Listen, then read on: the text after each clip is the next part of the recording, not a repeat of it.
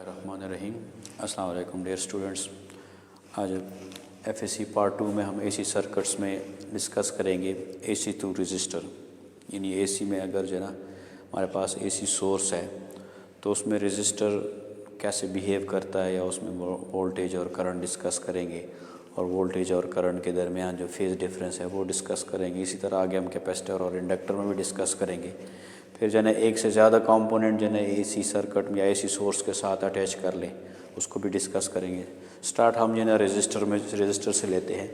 AC through register, let's suppose हमारे पास जो है एक रजिस्टर आर है और उसको हमने एसी जो है ना सोर्स के साथ कनेक्ट किया है। इट मीन जो वोल्टेज सोर्स है हमारा वो अल्टरनेटिंग जो है ना वोल्टेज है।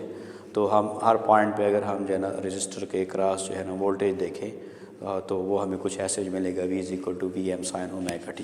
यानी इंस्टेंटली हर इंस्टेंट पे जो है ना रजिस्टर के क्रॉस अकॉर्डिंगली सोर्स जैसे जो है ना वोल्टेज प्रोवाइड करेगा, रजिस्टर के क्रॉस भी वोल्टेज चेंज होगा। अगर हम दो इक्वेशंस को just simply resistance of circuit या आर से जो है ना डिवाइड कर लें तो हम जो है ना इसको जो है ना नेक्स्ट स्टेप में हम लिख सकते हैं V/R और VM/R। ओम लॉ से हमारे पास V=IR के बराबर है और V/R जो है ना वो I के बराबर है। तो हम लिख सकते हैं V/R=I और VM/R=IM। यानी जगह हमारे पास जो है ना वोल्टेज मैक्सिमम हो गया तो करंट भी मैक्सिमम होगा।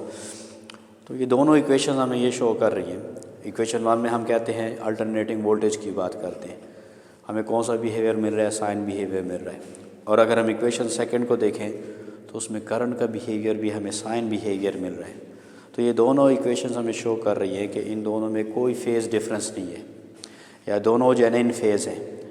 या इक्वेशन 1 और 2 से हम कह सकते हैं कि वोल्टेज और करंट जो है ना ये दोनों इन फेज़ हैं। या फिर हम सिंपली कह सकते हैं कि दोनों की मैक्सिमम और मिनिमम वैल्यू जो है ना हमें एक ही जो है ना इंस्टेंट में मिलती है। जब वोल्टेज मैक्सिमम हो जाएगा तो करंट भी मैक्सिमम हो जाएगा। यही चीज़ हमने डीसी में भी डायरेक्ट करंट में भी डिस्कस किया, डायरेक्ट सोर्स में भी हमने यही चीज़ डिस्कस की कि जब वोल्टेज ज़्यादा होगा ओम लॉ कहता है तो करंट भी ज़्यादा होगा। यहाँ भी ऐसे ही है, रजिस्टर के क्रॉस अगर एसी हो या डीसी हो उसमें कोई फ़र्क नहीं होगा। डीसी में जैसा बिहेवियर है एसी में भी जो है ना वही बिहेवियर होगा रजिस्टर का, कि जब वोल्टेज जो है ना सोर्स का वोल्टेज ज़्यादा है सोर्स है तो जो है ना करंट जो है वो भी जो है ना रजिस्टर के क्रॉस वो भी ज़्यादा होगा। अगर हम वेव, ये सर्किट डायग्राम है, और फिर अगर हम जो है ना वेव डायग्राम दोनों अल्टरनेटिंग क्वांटिटीज़ के लिए ड्रा करना चाहें तो जो है ना हम कैसे ड्रा कर सकते हैं कि वोल्टेज भी जो है ना अगर उसका पॉजिटिव साइकिल है तो करंट का भी हमारे पास जो है ना पॉजिटिव साइकिल है, और जो है ना वोल्टेज जो है ना जहाँ से स्टार्ट ले रहा है करंट भी वहाँ से स्टार्ट ले रहा है। इट मीन दोनों के दरमियान जो है ना कोई फेज़ डिफरेंस नहीं है। वेव डायग्राम या उनको जो है ना हम कहते हैं कि वोल्टेज और करंट को हम एज ए वेक्टर भी जो है ना क्या कर सकते हैं, ट्रीट कर सकते हैं, या वेक्टर भी जो है ना उसको हम ड्रा भी कर सकते हैं। तो चूँकि दोनों जो है ना वोल्टेज की अगर हम बात करें या करंट की बात करें दोनों इन फेज़ हैं, या दोनों का हर जो है ना इंस्टेंट पे हर लम्हे में उनकी जो है ना वैल्यू सेम होगी, एक जैसे जो है ना उनकी मैक्सिमम और मिनिमम वैल्यू जो है ना एक ही जैसे जो है ना चेंज होगी। तो हम कह सकते हैं जैसे वेक्टर जिस डायरेक्शन में हम वोल्टेज ड्रा कर रहे हैं उसी डायरेक्शन में जो है ना हम करंट भी ड्रा करेंगे। या दोनों की जो है ना हर इंस्टेंट पे वैल्यू भी सेम है, और जो है ना हर फेज़ पे जो है ना उनकी वैल्यू सेम है, यानी हर एंगल पे जो है ना वैल्यू सेम है। तो फेज़र डायग्राम में हम दोनों को जो है ना एक ही डायरेक्शन में जो है ना ड्रा कर रहे हैं, इनमें के दरमियान जो है ना कोई फेज़ डिफरेंस नहीं है। अब हम जो है ना सर्किट अगर जो है ना रजिस्टर का क्या मतलब है कि हमने जो है ना एसी सोर्स में कोई बल्ब लगाया रजिस्टर है तो हमारे पास continuously electrical energy light energy में चेंज हो रही है। या कोई साउंड सिस्टम है तो फिर भी हमारे पास ये रजिस्टर्स है और जो है ना हमारी जो है ना इलेक्ट्रिकल एनर्जी जो है ना वो साउंड एनर्जी में चेंज हो रही है। या फिर कोई मैकेनिकल सेटअप हमने किया है तो उसकी वजह से अल्टरनेटिंग करंट जो है ना वो हमारी जो है ना इलेक्ट्रिकल एनर्जी जो है वो मैकेनिकल एनर्जी में चेंज हो रही है। इट मीन रजिस्टर के केस में हमारे पास एनर्जी कंजम्पशन है, या in other words power dissipation होगा। अब पावर डिसिपेशन तो होगा, मगर डीसी के केस में जो है ना ये पावर जो है ना हर वक्त जो है ना क्या है हम कह सकते हैं एक ही जन्म कांस्टेंट उसकी वैल्यू है। जबकि यहाँ हमारे पास अल्टरनेटिंग सोर्स से जो हमारे वोल्टेज और करंट मिल रहे हैं वो कभी कम हो रहे हैं कभी ज़्यादा हो रहे हैं। तो हम पावर तो जो है ना डिलीवर हो रहा होगा या पावर तो कंज्यूम हो रहा होगा, मगर उसको चूँकि मैक्सिमम और मिनिमम की वजह से या वैल्यू में फ्लक्चुएशन या मैग्नीट्यूड में फ्लक्चुएशन की वजह से हम एवरेज जो है ना पावर डिसिपेशन मालूम करेंगे। तो एवरेज डिसिपेशन ये power dissipated in are over simple हमारे पास फार्मूला है P = VI। अब अगर V और I के जो है हमारे पास यहाँ साइनसाइडल जो है ना हमारे पास अल्टरनेटिंग करंट है और अल्टरनेटिंग वोल्टेज है, उसकी वैल्यूज पुट कर लें तो IM भी कांस्टेंट है और VM भी कांस्टेंट है, उसकी वजह से पावर नहीं चेंज हो रहा है। ये साइन फैक्टर की वजह से जो है ना हमारा पावर जो है ना चेंज हो रहा है, या उसकी वजह से हमें एवरेज बिहेवियर लेना पड़ रहा है। तो हम साइन स्क्वायर का जो है ना हमने पिछले लेक्चर में भी कहा था, साइन स्क्वायर ओमेगा टी का अगर हम जो है ना एवरेज लें तो 1/2 के बराबर है। और इसी 1/2 को या 2 को 2√, और 2√, भी लिख सकते हैं। VM / 2√, हमारे पास 0.707 VM के इक्वल है। इसी तरह अगर IM / 2√, की बात करें तो वो 0.707 IM के बराबर है। तो हम लिख सकते हैं कि ये दोनों जो है 0.707 VM जो है वो VRMS पिछले लेक्चर में हमने डिस्कस किया था, या इफ़ेक्टिव वैल्यू ऑफ वोल्टेज और इफ़ेक्टिव वैल्यू ऑफ करंट के इक्वल है, या इसको हम RMS वैल्यू भी कहते हैं। इसी पावर डिसिपेशन को इस मेथड से भी हम फाइंड कर सकते हैं कि रेजिस्टर में जो हमारे पास पावर डिसिपेशन है वो इफ़ेक्टिव वैल्यू ऑफ वोल्टेज और इफ़ेक्टिव वैल्यू ऑफ करंट के प्रोडक्ट के बराबर है। यानी हर वक्त तो क्वांटिटी अल्टरनेटिंग क्वांटिटी वोल्टेज और करंट जो है ना सेम नहीं होती। हाँ, जिस वक्त उसकी जो इफ़ेक्टिव वैल्यू है उससे ही हमें जो है ना पावर डिसिपेशन मिलेगा। इसी चीज़ को जो है ना हम एक और मेथड से भी प्रूफ कर सकते हैं। हम कहते हैं कि करंट और जो है ना करंट भी जो है ना वेक्टर क्वांटिटी, और वोल्टेज भी हमारे पास वेक्टर क्वांटिटी है। जैसे हमने प्रीवियस लेक्चर में डिस्कस किया, इसको जो है ना फेज़र डायग्राम पे ड्रा कर क्यों किया कि इसमें जो है ना वेक्टर बिहेवियर भी है दोनों में। तो हम कह सकते हैं कि दोनों के प्रोडक्ट से हमें एक क्वांटिटी मिल रही है। वो कौन सी क्वांटिटी है? पावर क्वांटिटी है।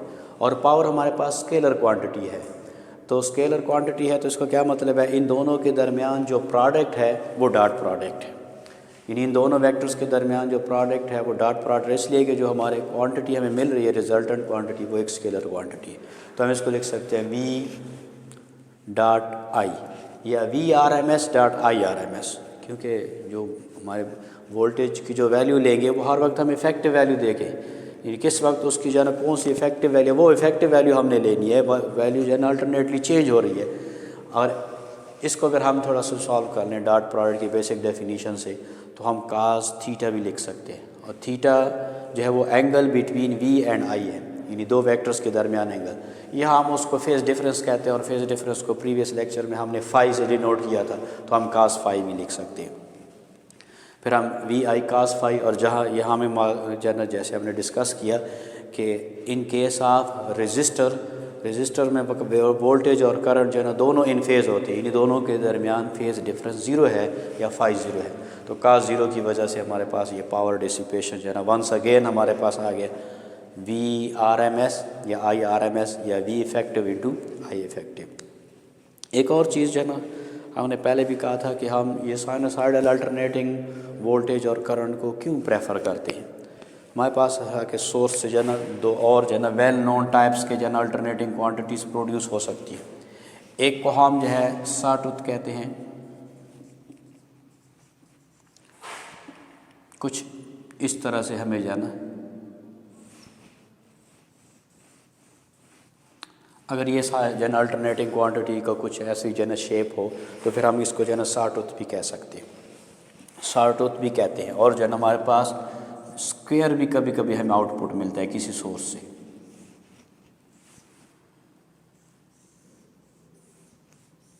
ऐसे जो है ना हमें जो है ना स्क्वायर बिहेवियर मिलता है। और एक हम जो है ना साइनोसाइडल डिस्कस कर रहे हैं।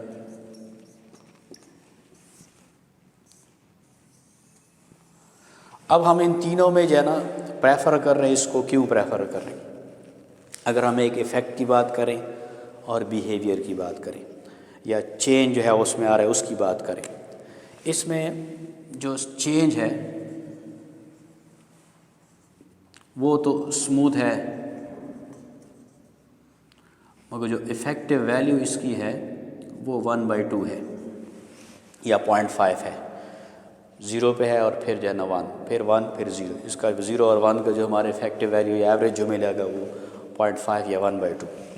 अगर हम स्क्वायर की अगर हम बात करें तो इसकी इफेक्टिव वैल्यू तो ज़्यादा है, इफेक्टिव वैल्यू ऑलमोस्ट 1 है, मगर जब हम बात करते हैं चेंज की तो सडन चेंज है इसमें, तो इस सडन चेंज में हम कह सकते हैं इस वजह से जो है हम ज़्यादातर इक्विपमेंट्स में हमें जो है ये सडन चेंज नहीं चाहिए, चेंज स्मूथ चाहिए।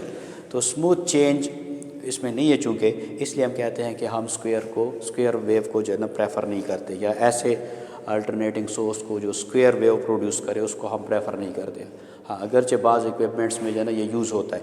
और इसी तरह अगर हम साइनोसाइडल की बात करें तो उसको हम जो है ना दोनों जो है ना उसमें चीज़ें हैं, इफ़ेक्टिव उसकी जो है ना as compare to effective value of sawtooth जो हमारे पास है उससे इसकी इफ़ेक्टिव वैल्यू भी ज़्यादा है, 0.707 है। और इसमें जो चेंज है वो भी हम कह सकते हैं स्मूथ चेंज है। तो ये दोनों जो है ना इसमें इफ़ेक्टिव वैल्यू भी ज़्यादा है और चेंज भी स्मूथ है। तो हम इस वजह से जब ये डिस्कस करते हैं अल्टरनेटिंग सोर्स की बात करते हैं तो हमारे पास जो है ना जो अल्टरनेटिंग सोर्स है वो हम साइनोसाइडल अल्टरनेटिंग जो है ना सोर्स लेते हैं।